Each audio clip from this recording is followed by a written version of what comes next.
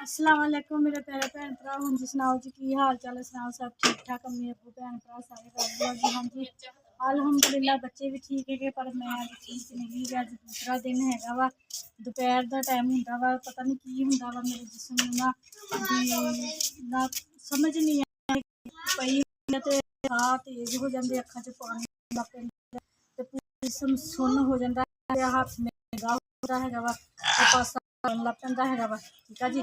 तो हॉस्पिटल भी गई हाँ, प्राइवेट चैकअप भी करवाया है वा। शुगर सी 193 सी, कल 190 सी, जिस टाइम मेरी ज़्यादा तबीयत खराब हो गई।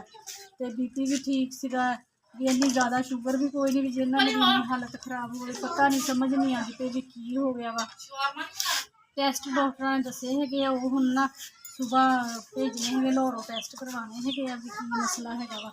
तो हुण अज फिर मैं हांडी रोटी नहीं किया है वा, कड़ी रखी हुई सी फ्रिज के उपरले खाने च।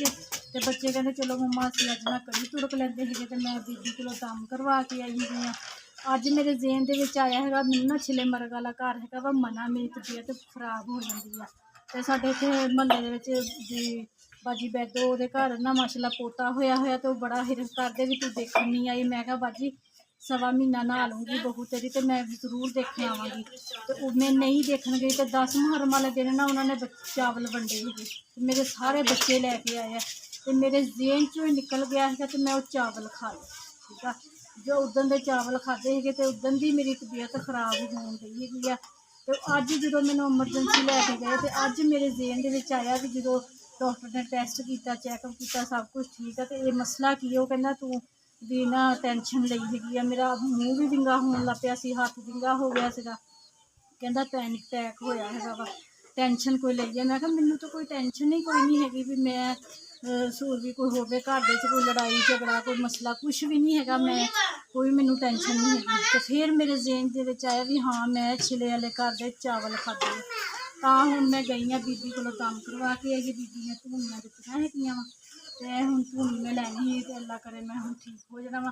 टैसट जो डॉक्टर ने लिखे थे वो, तो फिर मैं चलो एहतियातन तौर टैसट भी करवा लेंदी हैगी भी उसका, तो अल्ट्रासाउंड भी करवाई हैगी आ। डॉक्टर कहता वा गुरदे भी ठीक आ, मैदा भी ठीक है वा, पित्ता भी ठीक है वा, अल्लाह का शुक्र आ भी सब कुछ ठीक है वा। तो बाकी होर जो टैसट है वो डॉक्टर ने कहा भी वो भी करा के नहीं दिखाओ, तो मैं चलो वो भी करा लेंदे हैगे।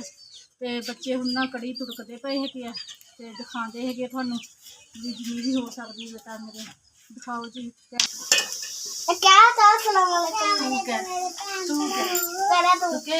अपनी मम्मा ने हिस्से दा तू कह दे।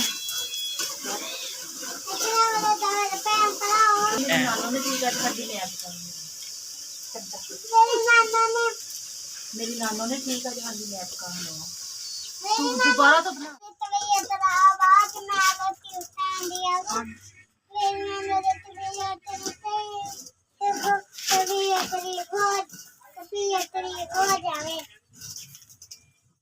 बात जाती ना हांडी बना दे। आज मैं नाने दे बिया ने ठीक आज मैं रोटी बनानी है। दुआ मंगया मैं नानू ठीक है नानी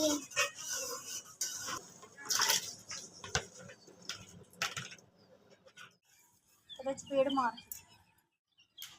हाँ जी मेरे भैन भरा देखो मेरे दोते मेरी सेवा करते पे है, कहते नानू लम्मे पै जा तेन घुटते। इन्होंने मेरी पैरे हालत देखी है ना, इन्नी हालत खराब सी ना, डर गए कोई हिसाब ही नहीं। इदा सी जिदा मेरे आखिरी साह है, इस तरह मैनू साह आंदा सी, इदा खिंच के मैनू साह आंदा सीगा। ते फिर एमरजेंसी लै गए, एमरजेंसी पहला लैके गए सी, उत्थे वो टीका एक ला देंगे उहदे नाल ते उत्ते ही मरन वाली मैं हो जाती हाँ भी मैं कहती मैं अपने कपड़े भी पाड़ना। फिर इस वजह ना नहीद अजीम डॉक्टर हैगा वा ना, फिर उत्थे प्राइवेट उत्थे लैके गए थे। ठीक है, तो हांडी रोटी के बच्चे करते पे, तो मेरे भैन भरावो ए देख लो मेरी इन्नी तबीयत खराब है, मैं फिर भी व्लॉग बनाती पई ही हाँ। तो मेरे व्लॉग नूं लाइक भी करो, तो सबसक्राइब भी करो, घंटी का बटन लाजमी दबा दो, तो अगे अगे अपने भैन भरावां नूं शेयर भी लाजमी करो। ठीक है जी, तो दस्यो भी साडी एक भैन हैगी वो बहुत अच्छे व्लॉग बनाती है, उन्होंने लाइक कराया करो। ठीक है जी, तो मेरे दोते ते दोते ने दोनों ने इन्होंने भी लाइक करो, लाइक करियो नाना ने लाइक करियो मेरे नाना दे वीडियो लाइक करियो।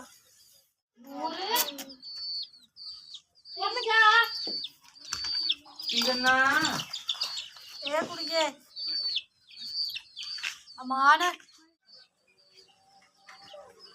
ਹਾਂਜੀ ਮੇਰੇ ਭੈਣ ਭਰਾਵੋ, ਰੋਟੀ ਚੋਪੜ ਲਈ ਦੇਸੀ ਘੀ ਦੇ ਨਾਲ ਬੱਚਿਆਂ ਨੇ ਪਕਾ ਲਈ ਸੀ, ਕੜੀ ਵੀ ਤੁੜਕ ਲਈ ਹੈਗੀ ਆ, ਠੀਕ ਆ ਜੀ। ਤੇ ਬੱਚਿਆਂ ਦਾ ਅੱਜ ਇਰਾਦਾ ਹੈਗਾ ਵਾ, ਕਹਿੰਦੇ ਅਸੀਂ ਅੱਜ ਖਾਣੇ ਹੀ ਸ਼ਵਾਰਮੇ। ਤੇ ਅਸੀਂ ਹੈਦਰ ਨੂੰ ਸਾਰਿਆਂ ਨੇ ਪੈਸੇ ਜਮ੍ਹਾਂ ਕਰਾਤੇ ਆ। ਕਿੱਥੇ ਵਾਲੀ ਪੈਸੇ ਸਾਰਿਆਂ ਨੇ ਜਮ੍ਹਾਂ ਕਰਾਤੇ ਲਈ ਹੈਦਰ ਨੂੰ, ਠੀਕ ਆ ਜੀ। ਤੇ ਮੇਰੇ ਭੈਣ ਭਰਾਵਾਂ ਨੂੰ ਸਾਡਾ ਅੱਜ ਦਾ ਵਲੋਗ ਅੱਛਾ ਲੱਗਿਆ ਵਾ ਤਾਂ ਲਾਈਕ ਕਰਿਓ, ਸਬਸਕ੍ਰਾਈਬ ਕਰਿਓ, ਘੰਟੀ ਦਾ ਬਟਨ ਲਾਜ਼ਮੀ ਦਬਾਇਓ, ਠੀਕ ਆ ਜੀ। ਮੇਰੇ ਭੈਣ ਭਰਾ ਜਿੱਥੇ ਜਿੱਥੇ ਵੀ ਰਹਿ ਰਹੇ ਮੈਨੂੰ ਦੇਖ ਰਹੇ ਆ, ਖੁਸ਼ ਰਹੋ, ਸ਼ਾਦ ਰਹੋ ਤੇ ਆਬਾਦ ਰਹੋ, ਹਮੇਸ਼ਾ ਹੱਸਦੇ ਤੇ ਮੁਸਕਰਾਉਂਦੇ ਰਹੋ, ਠੀਕ ਆ ਜੀ। ਆਪਣੀਆਂ ਦੁਆਵਾਂ 'ਚ ਮੈਨੂੰ ਯਾਦ ਰੱਖਿਓ, ਮੈਂ ਵੀ ਆਪਣੀਆਂ ਦੁਆਵਾਂ 'ਚ ਆਪਣੇ ਭੈਣ ਭਰਾ ਨੂੰ ਯਾਦ ਰੱਖਦੀ। ਮੈਨੂੰ ਦਿਓ ਹੁਣ ਇਜਾਜ਼ਤ। ਅੱਲਾ ਹਾਫਿਜ਼।